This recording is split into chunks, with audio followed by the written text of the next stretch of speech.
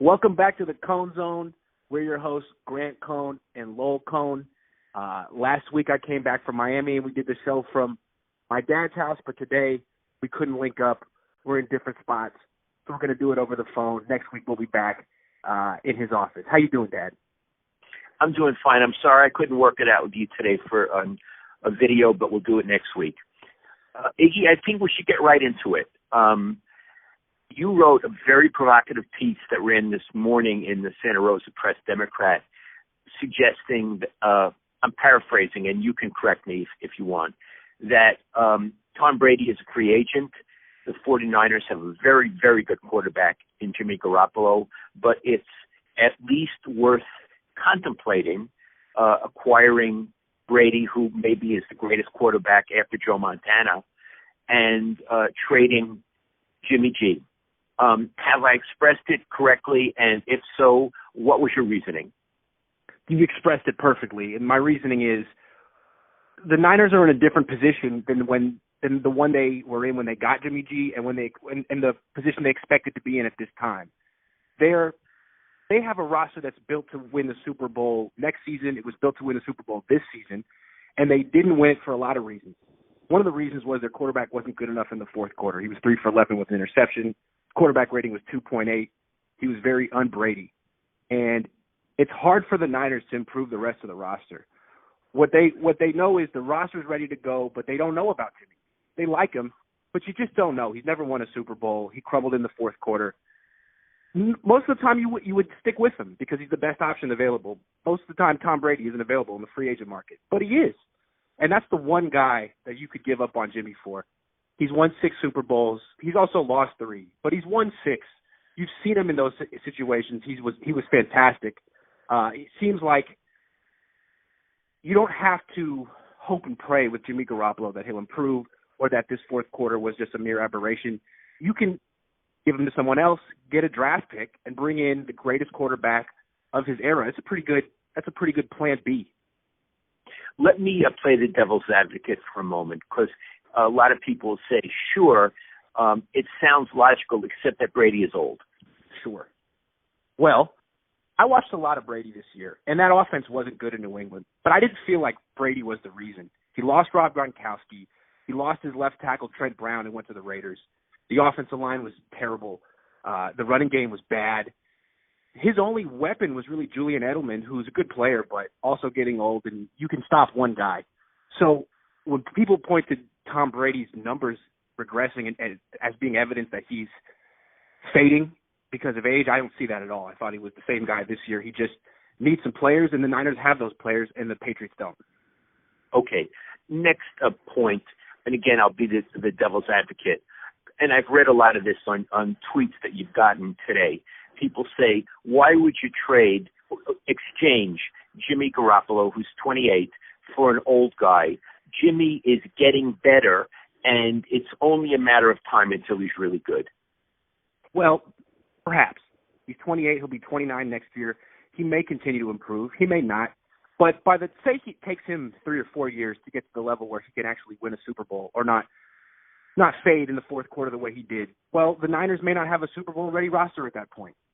You know, it's not like the NBA where you could tell the Warriors were going to be a perennial contender for 5 years. Things happen very quickly in the NFL. The Harbaugh Niners came and went in about 3 years. The Niners need to look at this as their window is open right now. It may close. Their team may not be as good next year as it was this year. And if they wait around for Jimmy Garoppolo, they may miss their opportunity. If they bring in Tom Brady, at least they'll give themselves a great chance to win 1 or 2. And there's nothing wrong with that. You know, I have to say I agree with you. I was around the NFL for about 40 years. And so one thing I have is a historical perspective. And the thing about a Super Bowl is you don't wait for the quarterback to mature. You win now.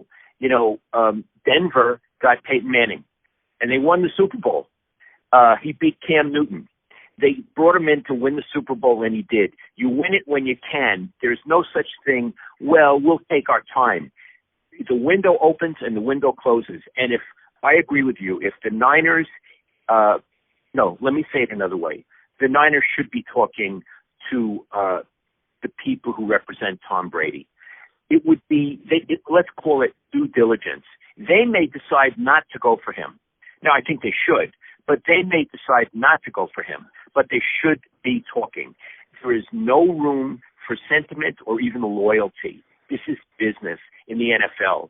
And if Jimmy's feelings get hurt, let him be a better quarterback. That's how I feel. Yeah, how could your feelings be hurt that your team is talking to the greatest quarterback of your era? I mean, you have to do that. I don't see where there's anything wrong with that. Yeah, I mean, really, that's the move. You wouldn't get rid of Jimmy Garoppolo, a 28-year-old quarterback, for anyone else except for the greatest quarterback of his era. I mean, like you said, the Broncos brought in Peyton Manning. Well, at the time, that was somewhat controversial. They had Tim Tebow. He had just led them to the playoffs. He was young. People thought he might improve. There was a future there. And Elway said, forget the future. We can't bank on that future. That's a mystery. Let's go with the proven commodity and bring in a Hall of Fame quarterback. It's always good to bring in a Hall of Fame quarterback. Jimmy may become a Pro Bowler or a very good player, but he hasn't even shown that yet. Right. Now, again, we're not comparing Jimmy to Tim Tebow. Jimmy's a much better quarterback than Tim Tebow. But the issue is Jimmy good enough? And I know I read your tweets and the comments you get, and a lot of people have been angry at you because you've criticized the way Garoppolo played in the fourth quarter of that game. So let me say in stereo, he was not adequate. You may like him, you may want to think he's good, and he may be good. When I'm going to say, this is a metaphor, when his life depended on it, he was not good enough. And Joe Montana was, and Steve Young was, and Peyton Manning was. And Patrick Mahomes was. And that's a better one. Patrick Mahomes was. He did everything they had to do. And this kid, Garoppolo, folded. He folded along with his coach. Yeah. Both of them, what a combo in the fourth quarter. Now, I want to say, I've read a lot, again, people say, well, the Niners really had a good season, and you're dumping on them. They had a great season. It's two separate issues. Yeah. They had a wonderful season. It was a Cinderella season. Who knew a 4-win team would go on to be in the Super Bowl? All credit to everybody, including Shanahan and Garoppolo. But part of the season was the Super Bowl. As you put it in our last broadcast, that's the final exam. And they flunked. Yeah, they didn't get a C or a D. They got an F. They flunked in the final exam. And you need to take that into account when you evaluate the season and when you move forward. And if one of the reasons you flunked is the quarterback, and it's also the head coach, but they're going to keep him. But one of the reasons you flunked was the quarterback. At least talk to Tom Brady's people, see if there's an interest, see if there's common ground. If you don't do that, you're not a professional organization. And all the praise I've given Jed York this season, I should say, and I praised him a lot, it would vanish. It would vanish. It would be a sophomoric move not to have his people make inquiries. Agree. And if you listen to Kyle Shanahan after the Super Bowl, everything he said, he has taken no responsibility for the loss and said basically the throws were there. Jimmy needed to make them. I mean, I like Jimmy, but he needed to make those throws. Okay, well, if that's his attitude, if he's down on Jimmy and he's put the blame on Jimmy, and given the fact that he wouldn't use his timeouts at the end of the first half, which seemed to indicate a lack of trust in Jimmy, well, that shows you what Kyle Shanahan thinks of the quarterback. It seems like Niner fans like Garoppolo much more than their own coach does. So if he's lacking a little bit of trust in Jimmy Garoppolo, that's a starting point. How can you move forward from there? You know, if Kyle Shanahan is iffy like you and I are, why wouldn't you reach out to Tom freaking Brady? It's not like we're talking about Jameis Winston or Derek Carr. It's Tom Brady. And you've seen him do this. And Iggy, can you imagine the first day if they were to get Brady? He walks into the locker room. Joe Staley's not going to say, gee, Tom Brady sucks. I don't want to play for this team anymore. He's going to say, I may be able to win a Super Bowl before I retire. Yeah. He would energize as much as they like Jimmy, and they should like Jimmy. We're not putting him down. We're just saying he's not Tom Brady. But can you imagine how those wide receivers would feel, how the tight ends would feel if they had that quarterback throwing the ball to them? And listen, there's another benefit which I'd like you to talk about. Shanahan is a very good play designer. He's not necessarily a good play caller. He doesn't necessarily plan like a chess master. his moves. I think this quarterback could help him. No question. I mean, Shanahan has shown that in 2 Super Bowls, when the press is on the line in the fourth quarter, he gets erratic with his play calling. I mean, basic stuff like when to run, when to pass is an issue for him. But every coach, anyone who watches the Niners tape can see that he draws up gorgeous plays. I mean, Bill Walsh would be proud of him. He's really, really creative midweek in the offseason when he can draw up his playbook and put together his run plays, his play action. They're just beautiful. But that's only one part of the skill set for a head coach, designing the plays. You also have to know when to call them, when to call your timeouts, how to manage the clock, all that stuff. I mean, how to prepare for those tiny little minute situations. You know what I mean? Like in a chess game, like how to prepare for the end game, all the little tiny things that could happen. It seems like he's caught off guard a lot of times in the fourth quarter of a close game when there's pressure on, like he's never been there before. Tom Brady's been in those things a million times. Like I was counting it up. I think he's played 20,000 snaps in the NFL. He's seen everything. He's been in the NFL for 20 years. He's been in the NFL since Kyle Shanahan was like in college. He's seen so much more than Kyle. And as great as Kyle, I mean, Tom Brady can benefit from Shanahan's play designs, but Shanahan can benefit from Tom Brady's experience with, game management. So when Kyle Shanahan calls in a pass on 2nd and 5 with a 10-point lead in the fourth quarter, Tom Brady can say, actually, guys, we're going to do this, and you guys are going to trust me because I'm Tom Brady. Yeah, and also, Iggy, in the end of the first half of the Super Bowl, when Shanahan didn't take a timeout, I imagine Tom Brady would have said timeout. Yeah. Let's do a 2-minute drill. Excuse me, I'm Tom Coach. Brady. Yeah, we're going to do this. Yeah. We're going to do a 2-minute drill, and we're going to score. And, when Steve Young had those very pointed comments to Ron Krojcik, who did a great job at the golf tournament, saying, if my coach didn't, and I were the quarterback, didn't call a timeout in the 2-minute drill, I would have said, what's going on here? And in his criticism, as you pointed out to me the other day, was a criticism of Shanahan, but also of Garoppolo for not asserting himself. And that's the thing about Garoppolo. He was Tom Brady's backup for 4 years. There's been a lot of Tom Brady backups. None of them are assertive. They're all very much indoctrinated in Tom Brady, and they're used to letting him run the show, and they kind of sit there and blend in, and they're great at that. Brian Hoyer, a lot of guys, Jacoby Brissett, but they're just not assertive people. And I think that's the way Jimmy Garoppolo is. If his head coach says, hey, we're not going to use our timeouts and you don't get a possession here. I mean, Jimmy Garoppolo makes 5 times as much money as Kyle Shanahan. Jimmy Garoppolo could say, no. I want to do this. I mean, when Patrick Mahomes says to Andy Reid, let's run this play, Andy Reid doesn't say, no, you're overruled. They say, okay, you like it, let's do it. So, I mean, part of it is Jimmy not asserting himself, but part of it is Kyle Shanahan being very, very domineering. And you know what? If in that situation Jimmy had asserted himself, Kyle would have respected him more. Absolutely. Yeah. He would have. I got a quarterback on my hands. Oh, he's ready for the moment. Absolutely. I mean, Patrick Mahomes is 24 years old, and on 3rd and 15, he walks right over to the offensive coordinator and says, hey, can we call XYZ? And the guy looks at him and says, you like that in this situation? He goes, yeah, absolutely. They tell the coach, let's do it then. This is what the 24-year-old quarterback wants to do. Let's not question him. He's bought in. He trusts it. Let's do it. Yeah. So what I want to say is, and this is now a more general comment, I want to say this discussion about Brady is by no means rude or a put down of Garoppolo. It's not. It's recognizing the realities of football, which change immediately. It's recognizing you need to do something with a Super Bowl ready team right now. The Niners may not do it, but they need to investigate it. And if not, they're not being professional. On your Twitter, you got a lot of people who discussed this idea and disagreed or agreed. And I like that. That's fair. You're giving ideas. But there was a percentage that immediately went to insult. They insulted you. They insulted me. I didn't have anything to do with it, but I kind of like when they insult me. And they basically said that you suck and I suck because you proposed this idea as if somehow you were maligning God. No, people are allowed to propose ideas. You can reject the ideas, but the minute you attack someone personally for having an idea, actually you suck. And that was one of the first things I learned when I went to college and I studied logic, which was a very fun course.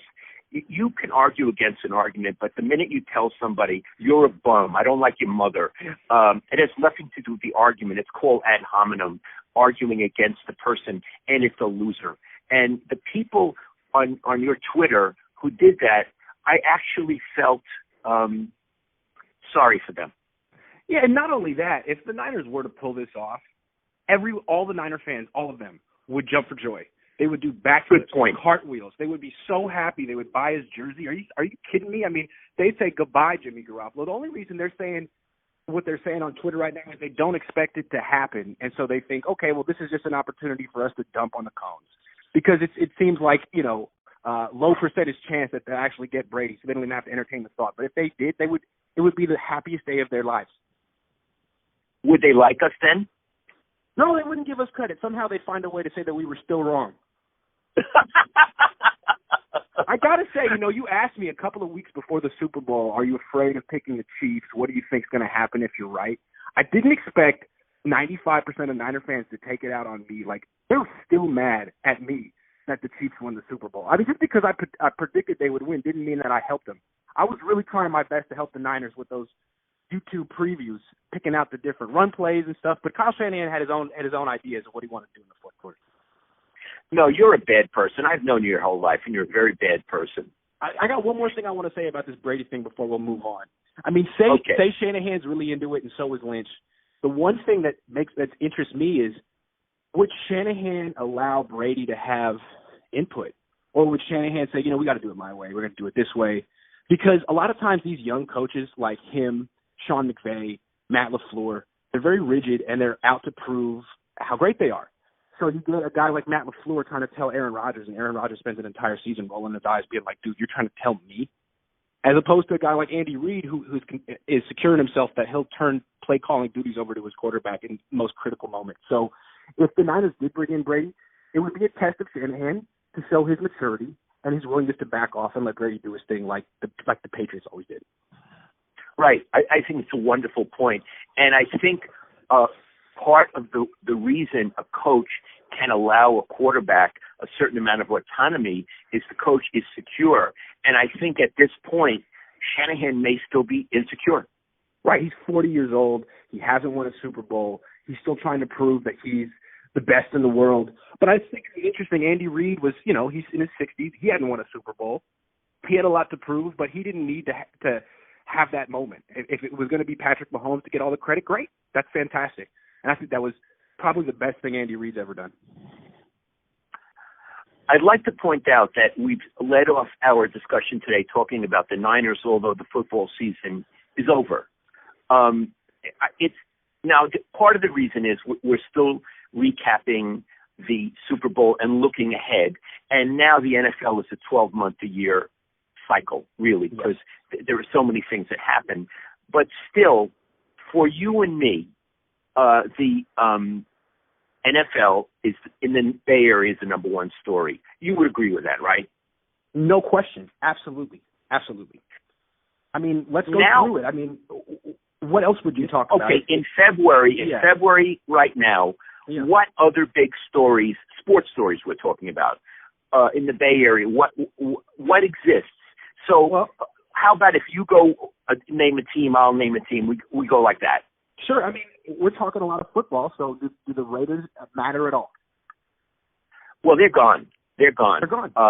They're a Las Vegas team, so I don't consider that they matter. I think the fans who remain in the Bay Area who are interested can read the Las Vegas newspaper. Yeah. I'm not going to write about them.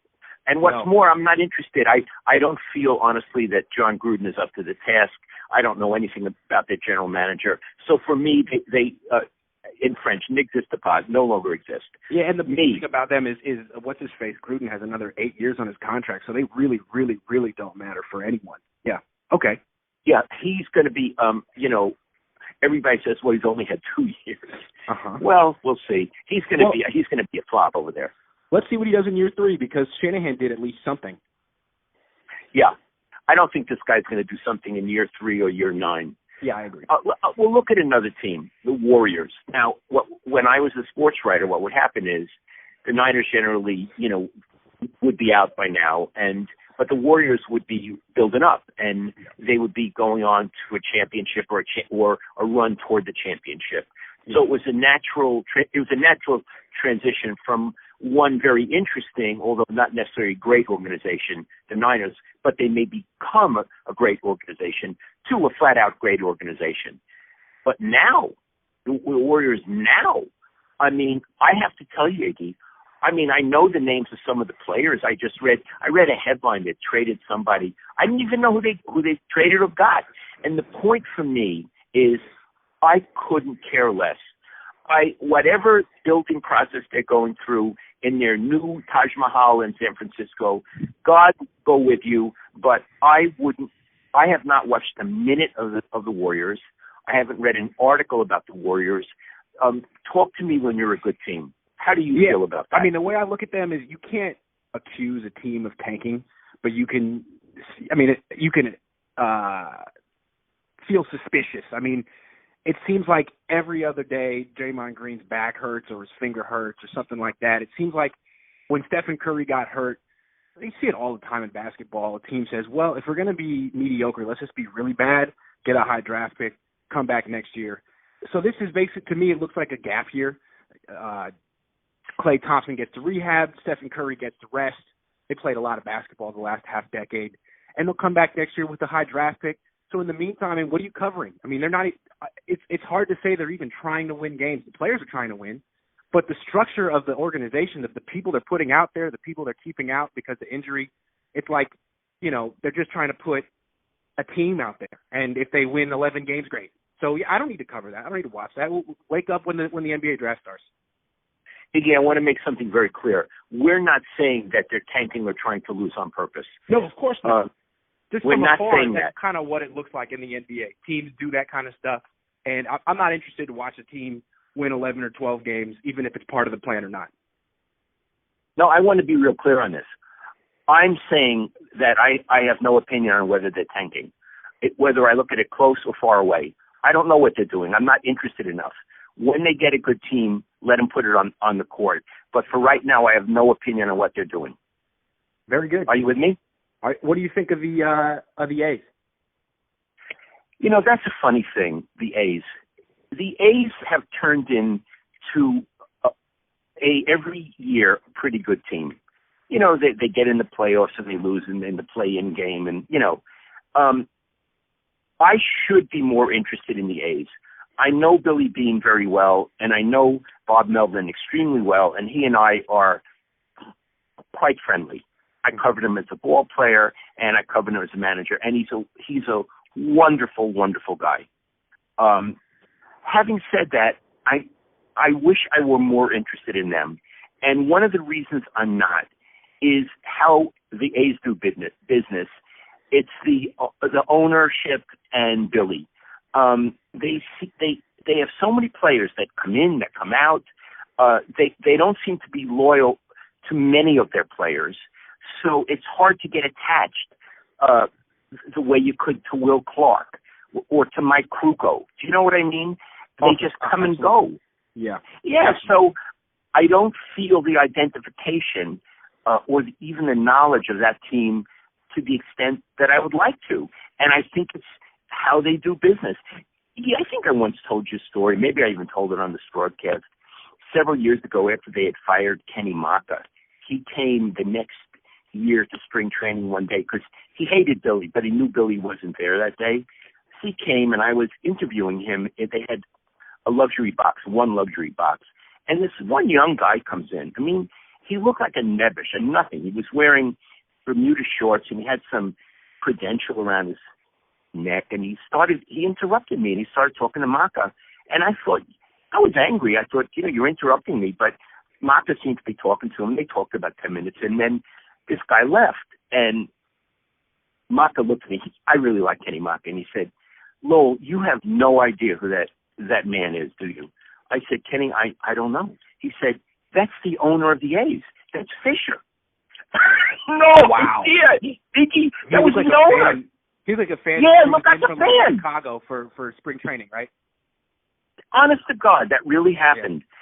And Maka knew it, and he just was laughing. This was the owner of the A's. I didn't know him, and he didn't know me.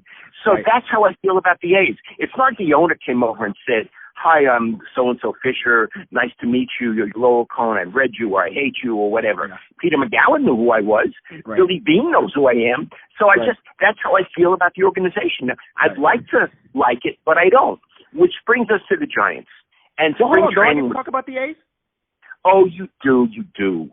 It's funny what you say about the owner. I mean, it's like he's not proud to be the owner. Like, everyone on the Giants wants to be out front. Larry Baer, Peter McGowan did. This guy's like, you don't even know me. But the thing that's pretty funny. But the thing about the A's, like you say, they never have the same players. To me, I mean, I've been watching Billy Beane's teams for 20 years. I grew up in Oakland. No matter who they have on that team, whether it's Miguel Tejada or Josh Donaldson, they always have the same formula where they're terrific in the regular season. They win more than 90 games. They look great. They look better than the Giants.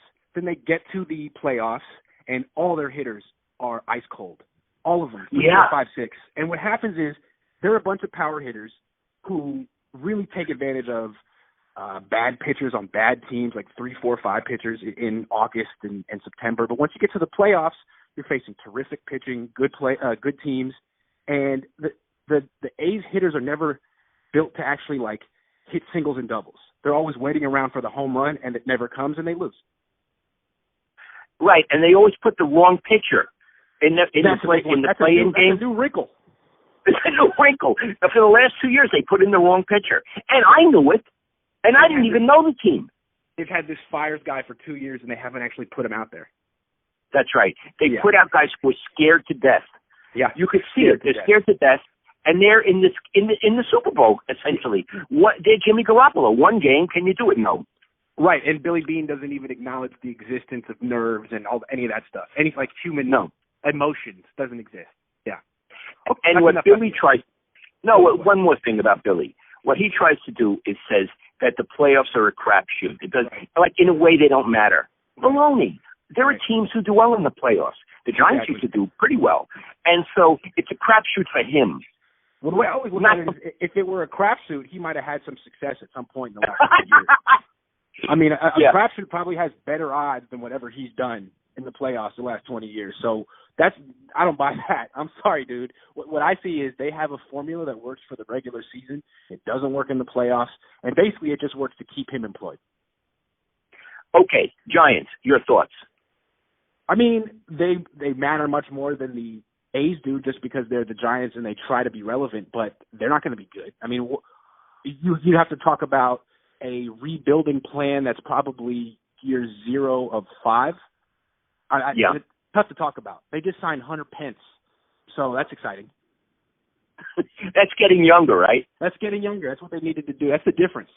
What are they going to win, like 70 games this year? 75? You know, the guy who's running the show now, I think he eventually will put together a good team with his mathematics and all that, because he does. He does that. He's good at it. But right now, I know the old guys that they have who don't perform anymore. Third base, shortstop, first base, catcher. I don't even know who their outfielders are. They say pitchers are going to be good. Johnny Cueto and that Samardzija. Well, we'll see about that. We'll see. The point is, there's not a lot. I don't believe, and the manager, it's a totally unknown quantity to me. I don't know anything. He may be brilliant. I have no idea. What I want to say is, the Giants do matter. They were the first baseball team to come to the Bay Area. They're in San Francisco. They have a beautiful ballpark.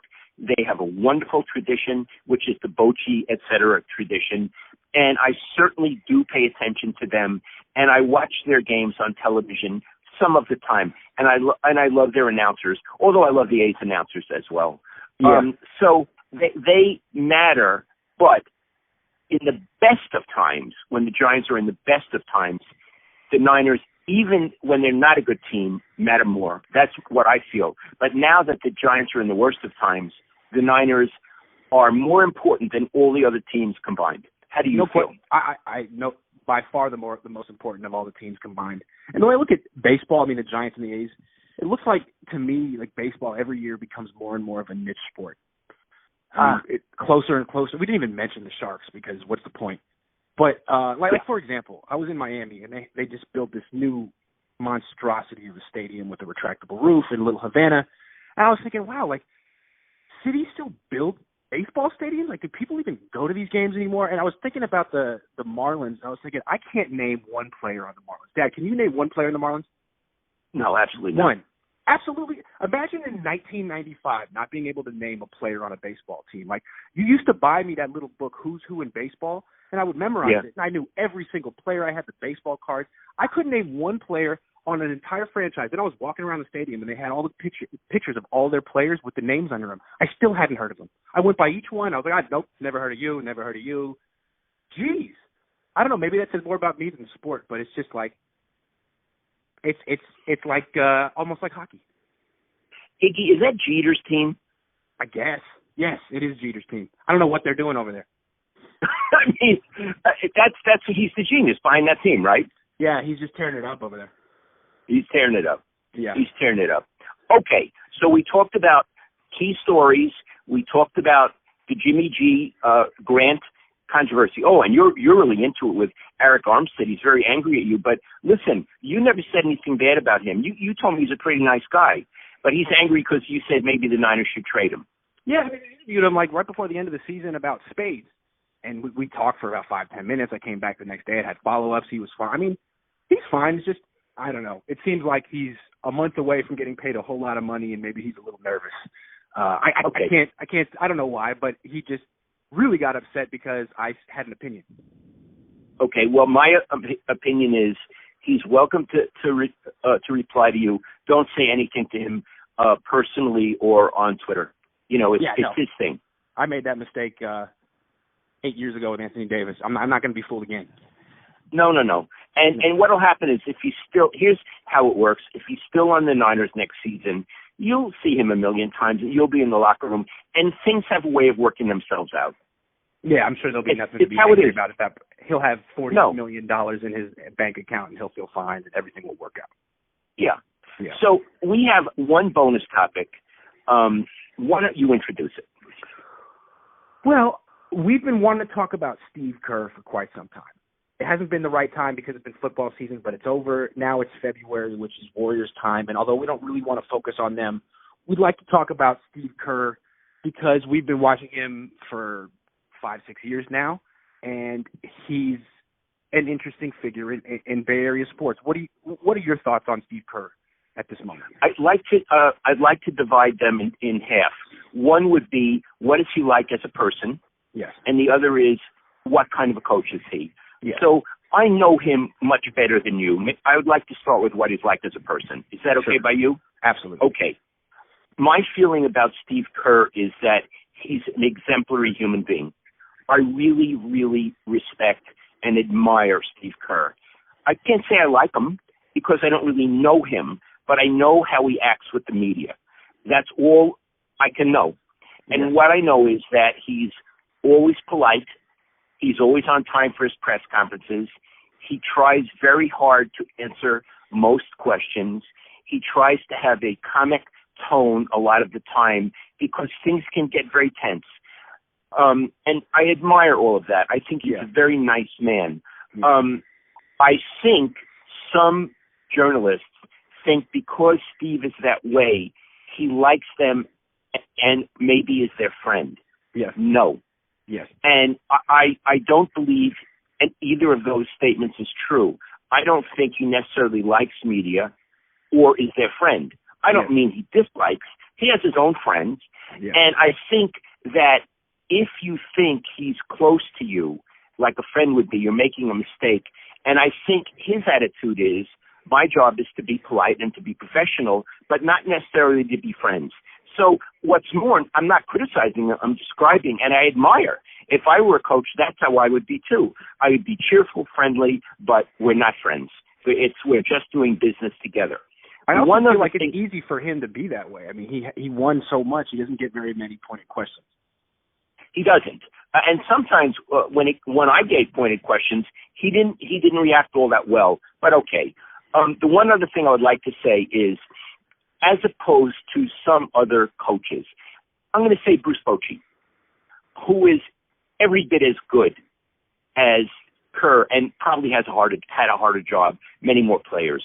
Kerr talks about politics. Bochy, I never, ever heard him. He was just a baseball manager. Now, I've had to think about Kerr a lot in his political statements. I would say that he is what you call a liberal, somewhat left-leaning, but in the middle. It used to bother me that he would talk about stuff like that, thinking, well, he's a basketball coach. What right does he have to do that? But, you know, if there were Nazis taking over America and he said they're Nazis taking over and look what they're doing to the Jews, I would appreciate what he said. So I actually think if he wants to talk like that, it's his business. And if people want to listen to him, then maybe they ought to be able to listen to people who have other points of view as well. The only thing that bothered me about Steve was when this thing happened with the NBA and China, he refused to talk about it. And I felt that was kind of selective. When his pocketbook or his league was involved and maybe someone said, Steve, we don't want you to talk about this, then he didn't have anything to say, which was a pretty big issue. China in general is a pretty big issue for Americans. So I'd have to say in that regard, I was disappointed, not because he talked too much, but because he talked too little. Right. That's how I feel. There's a difference between making a statement and taking a stand. Yes. And right. He makes a lot of statements. He tweets. He says things that are thought-provoking and interesting. But he had an opportunity to take a stand against maybe his own league and didn't. That's right. And he didn't come across, to me, as all that brave. But having said that, I, again, admire him, liked working with him, and I have no objection to him saying what he says about Trump or whatever he does. Yeah. Iggy, what do you think about him as a basketball coach? Well, I think that's the most interesting thing about him is that we still don't really know. We're still learning. He's been here for so long, but he walked into the motherlode of a roster that was being mismanaged by an incompetent coach in Mark Jackson. Not only was Steve Kerr better than Mark Jackson, but he brought in Ron Adams, who's a superstar, like his Bill Belichick, the way Bill Parcells had Bill Belichick as his defensive coordinator. So they won, but he was almost kind of not screwing it up. And now he has such a bad roster, it's hard to judge him and see, like, is he part of the reason they only have so few wins? So we're still trying to, like, evaluate him independent of the players he has, and it's tough to say. It's interesting. I agree with you that maybe a few years ago I would have said he's a lock for the Hall of Fame. He's Red Auerbach of our era. I'm not so sure. If he gets a break, because if he won all those games because he had great players and lost all these games because he doesn't have players, where does he fit as a coach? So now, next season or the season after, when he begins to get a reasonable roster, what impact will he have on them? So I think, yes, we can say he's a very good coach. He's been very successful. Is he an all-time great coach? Is he Popovich? Is he Red Auerbach? To be determined.